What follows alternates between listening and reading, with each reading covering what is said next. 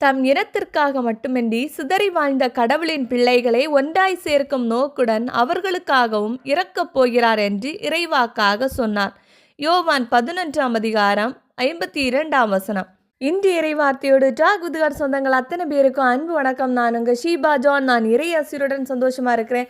நீங்களும் சந்தோஷமா இருப்பீங்க அப்படின்னு நினைக்கிறேன். காதலன் காதலிக்காகவும், காதலி காதலனுக்காகவும், இனத்திற்காகவும், கல்விக்காகவும், வேலைக்காகவும், சாதிக்காகவும், சாதாரண மொபைலுக்காகவும் இன்று இறப்பின் நோக்கம் எங்கோ சென்று கொண்டிருக்கிறது.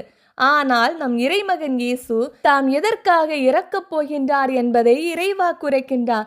தம் இனத்திற்காக மட்டுமின்றி சிதறி வாழ்ந்த கடவுளின் பிள்ளைகளை ஒன்றாய் சேர்க்கும் நோக்குடன் அவர்களுக்காகவும் இறக்கப் போகின்றார். ஆம், கடவுளின் பிள்ளைகளாகிய நமக்காக கல்வாரியில் பலியான இயேசு கிறிஸ்துவை நமக்கு மாதிரியாக கொள்வோம். இன்றைய நாளிலே பிறந்த நாள், திருமண நாள், பேர் கொண்ட திருநாள் கொண்டாடுகின்ற அனைத்து மக்களையும் நாம் இறைவன் பாதத்திலே சமர்ப்பிப்போம். அவர்களுக்காக ஜெபிப்போம். அவர்கள் இன்றைய நாளிலே எடுக்கின்ற ஒவ்வொரு முயற்சிகளும் ஆசீர்வாதமாக அமையட்டும் என்று நாம் இறைவனை வேண்டுவோம். இறைவன் நம் ஒவ்வொருவரையும் நிறைவாக ஆசீர்வதிப்பாராக. திருவிவிலியம் எழுதுதல் நாள் 91. லேவியர் 17 எழுதி முடிச்சாச்சு. சற்றலசுவோம் வாருங்கள். ஆண்டவர் மோசேயிடம் கூறியது: ஆரோன் அவன் புதல்வர் எல்லா இஸ்ரேல் மக்கள் ஆகியோரிடமும் நீ கூற வேண்டிய ஆண்டவரின் வார்த்தை இதுவே: இஸ்ரேல் குடும்பத்தை சேர்ந்த யாரேனும் ஆடு, ஆடு அல்லது வெள்ளாடு இவற்றை சந்திப்பு கூடார வாயிலான ஆண்டவர் உறையும் இடத்தில் அவரது திருமுன் ஆண்டவருக்கு செலுத்தும்படி கொண்டு வராமல் குடியிருப்பு எல்லைக்கு வெளியிலோ கொலை செய்தால் அது அவருக்கு பழியாகும். குருதி சிந்த செய்தால் அவர் தமது இனத்தினின்று அழிக்கப்படுவார். எனவே இஸ்ரேல் மக்கள் வயல்வெளியில் பலியிடுகிற தங்கள் பலிகளை சந்திப்பு கூடார வாயிலுக்கு ஆண்டவர் திருமுன் கொண்டு வந்து அங்கே அவருக்கு நல்லுறவு பலிகளாக செலுத்துவார்கள். அங்கு குரு அந்த இரத்தத்தை சந்திப்பு கூடார வாயிலில் இருக்கும் ஆண்டவரின் பலிபீடத்தின் மேல் தெளித்து கொழுப்பை ஆண்டவருக்கு உகந்த நறுமணமாக எரிப்பார். அவர்கள் கள்ளத்தனமாய் பின்பற்றி வந்த பேய்களுக்கு இனி தங்கள் பலிகளை செலுத்தக்கூடாது.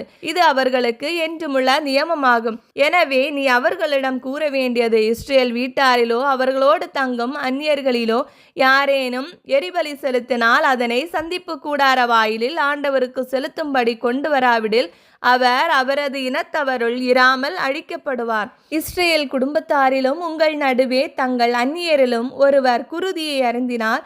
குருதி அருந்தியவருக்கு எதிராக நான் என் முகத்தை திருப்பி அந்த மக்களிடையே அவர் இராதபடி அழிப்பேன். உடலின் உயிர் குருதியில் உள்ளது. அதனை நான் உங்களுக்காக பலிபீடத்தின் மேல் உங்கள் உயிருக்கென பாவக்கழுவாய் செய்யும்படி ஆணையிட்டேன். ஏனெனில் அது உயிருக்கான பாவக்கழுவாய் நிறைவேற்றும் குருதி.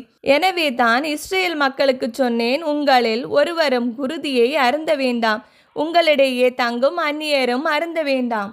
இஸ்ரேல் மக்களிலோ உங்களிடையே தங்கும் அந்நியரிலோ ஒருவர் உண்ணத்தக்க ஒரு விலங்கை அல்லது பறவையை வேட்டையாடி பிடித்தால் அவர் அதன் குருதியை தரையில் சிந்தவிட்டு மண்ணால் மூட வேண்டும். ஏனெனில் அனைத்து உடலுக்கும் அதுவே உயிர். அதன் குருதி உயிர் போன்றது. ஆகையால் இஸ்ரேல் மக்களுக்கு எந்த உடலையும் குருதியோடு உண்ணாதீர்கள் என்று சொன்னேன். ஏனெனில் எல்லா உடலின் உயிரும் குருதியே. அதனை உண்பவர் அழிவார். குடிமக்களிலும் அந்நியரிலும் செத்த உடலை அல்லது பீறி கிழிக்கப்பட்டதை உண்பவர் தம் உடைகளை துவைத்து தண்ணீரில் முழுகுவார். அவர் மாலை மட்டும் தீட்டாயிருப்பார், பின்னர் தூய்மையாவார். அவர் தம் உடைகளை துவைக்காமலும் தம் உடலை கழுவாமலும் இருந்தால் தம் குற்றத்தை தாமே சுமப்பார். இவ்வாறு லேவியர் 17 நிறைவு பெறுகிறது. மேலும் என்னென்ன பலிகள், குற்றங்கள் பொறுத்திருந்து பார்ப்போம். இந்த வீடியோ பிடிச்சிருந்தா லைக் பண்ணுங்க, உங்க ஃப்ரெண்ட்ஸ் அண்ட் ஃபேமிலிக்கு ஷேர் பண்ணுங்க, உங்களுடைய கருத்துக்களை கமெண்ட்ல சொல்லுங்க. இறையோடு உறவாட எங்களோடு இருங்க. மீண்டும் சந்திப்போம். அன்புடன் உங்கள் ஷீபா ஜான்.